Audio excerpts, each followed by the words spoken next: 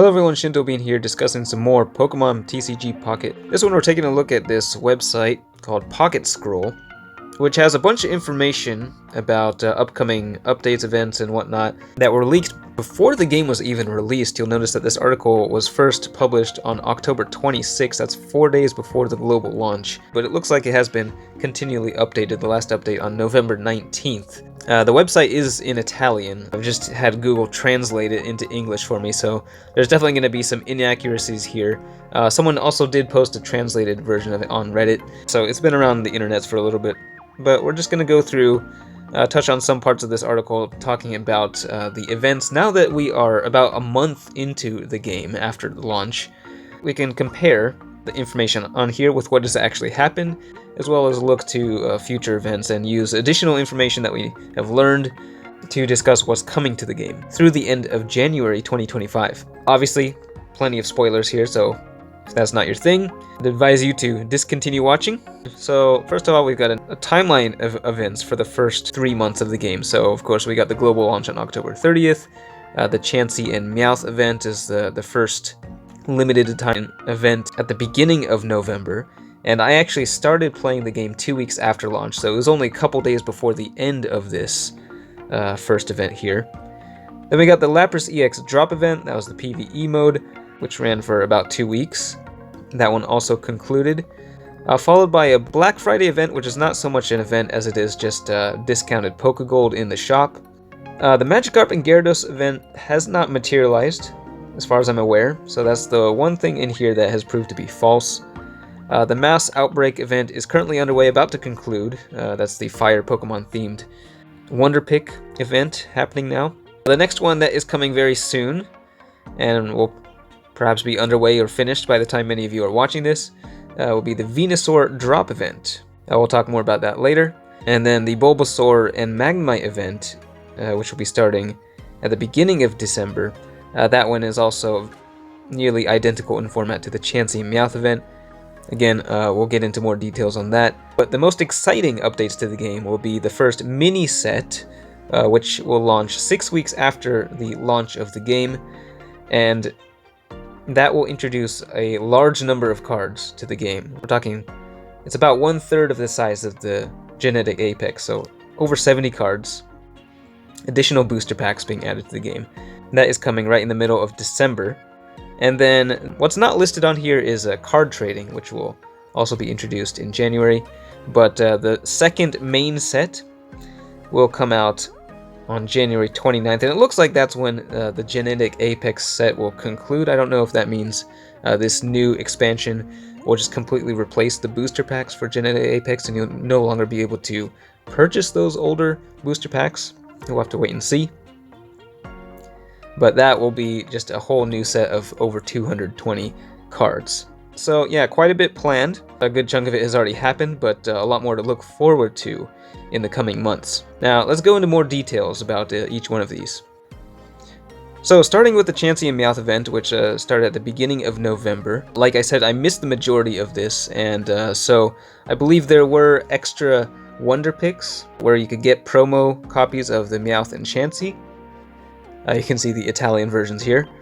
I was somehow able to get a copy of the promo Meowth, but I missed my chance to get the promo Chansey, unfortunately. I was able to get enough of the shop vouchers to get all of the cosmetics, though, which can be seen here at the bottom of the page. So these Meowth-themed cosmetics were available for a limited time in the shop. And here on the website, it actually lists the amount of event vouchers you needed for each of those. Also, if you see the word Sandlight in here, that is a mistranslation. It's talking about the Shine Dust currency in the game. So yeah, even though I started the event late, I was able to get all of the cosmetics, which was nice. Alright, the next major event was the Lapras EX event. I was able to play this entire one through. It was a PvE mode with a stamina system. This is an example of the expert level, which is the highest difficulty level of this PvE mode. And it actually lists all of the goals and the completion rewards, as well as the random rewards on here. One thing I didn't actually realize was that the promo cards that you have a chance of winning, the odds of pulling a promo pack are actually higher depending on the difficulty level with the expert level apparently having a 100% drop rate. I didn't actually realize this at the time, because I played most of my matches at the intermediate level, and still, I guess I was just getting lucky. I still managed to get a promo pack almost every time. These are the promo cards that you could get from these little pink promo packs. I was very lucky here and able to get multiple copies of every one of these 5 cards. There were some players I know who did not manage to pull a single Lapras EX or Butterfree, which is no doubt very disappointing. I do hope that there will be ways to get these cards again in the future in case you missed it the first time. Some of these are just the exact same as their counterparts that are in the game, just different artwork, but others are slightly different, like the Mankey. This version deals 10 damage to itself. But that was a fun event that I think a lot of people would like to see happen in the future, and there's another one that's coming up very soon. Next up, we got the Black Friday quote-unquote event starting November 21st, so actually a week before Black Friday. But yeah, again, this is not so much an event as it is just special offers in the shop, in the Pokegold shop specifically, where you can get Pokegold for a better price. You have to spend real money to get them though. And then, yeah, there's this mysterious Magikarp and Gyarados event scheduled for the same time as the Mass Outbreak event, basically. So we had like 2 overlapping events. Maybe, I don't know if this one was planned and they decided just not to throw too many events into the game at once. I don't know if it was postponed, if we'll see it later. I guess time will tell. But yeah, currently the Fire Pokemon Mass Outbreak event from November 21st to 28th. Here it does kind of talk about what will be happening in the event, but there's no mention of in this article is the word Wonder Pick, which, and in fact, it actually is a little bit inaccurate where it talks about obtaining rare cards through specific missions or fights. Well, there's no fighting involved. It's literally just extra Wonder Picks. There were bonus Wonder Picks, which don't cost any currency, which you could pull some Fire Pokemon from. There's also these Rare Picks, which cost 3 Wonder Stamina, which have a chance of pulling a Fire Pokemon of higher rarity, like Arcanine EX, Moltres, Charizard. I think a lot of people were kind of disappointed with this one because, well, probably the people who were most disappointed were the ones who already had all of those cards. I was actually missing a few of those Fire Pokemon, like Charmeleon, Vulpix, Blaine, and whatnot, so I did appreciate this event as a free-to-play player. But once that concludes, we've got the Venusaur drop event, and like I said, this is the exact same format as the Lapras EX drop event, which is nice, another PvE mode, and we've got all of the details here as to, you know, the missions and the promo packs. I believe it is all pretty much the same. We got 4 difficulty levels. This is the highest difficulty level, the expert deck that you can expect to face. If you have a decent enough fire deck, you should be able to clear it. A second set of promo cards. So this one includes Venusaur, Greninja, Haunter, Jigglypuff, and Onix. And again, some of these are just the same exact cards with different artwork. Others, though, like Haunter, 1 Psychic for 50 damage, but if you flip a coin of tails, it does nothing. Jigglypuff does no damage with her attack, but you can put the opponent's active Pokemon to sleep automatically for 1 energy. So that could change up things a little bit. I do like these promo cards quite a bit. It was quite fun pulling them from the Lapras event, so looking forward to this one as well. Then after that, in December, from around December 5th to 19th, and these dates might be slightly subject to change, by the way. Also, might be a little different depending on your time zone. But we got the Bulbasaur and Magnemite event. Again, this one is just like the Chansey and Meowth event. It even has the same little Chansey icon on these promo cards. As you can see, we got the Bulbasaur and Magnemite. Looks like just the same exact stats. So I imagine there will be like Wonder Picks for these. And then you'll also get the special shop tickets on the right there, which can be used in the limited time shop for this event to obtain these cosmetic items with very nice artwork, nice color scheme. And if it's anything like the Chansey Meowth one, it should be fairly easy to get all of these cosmetics.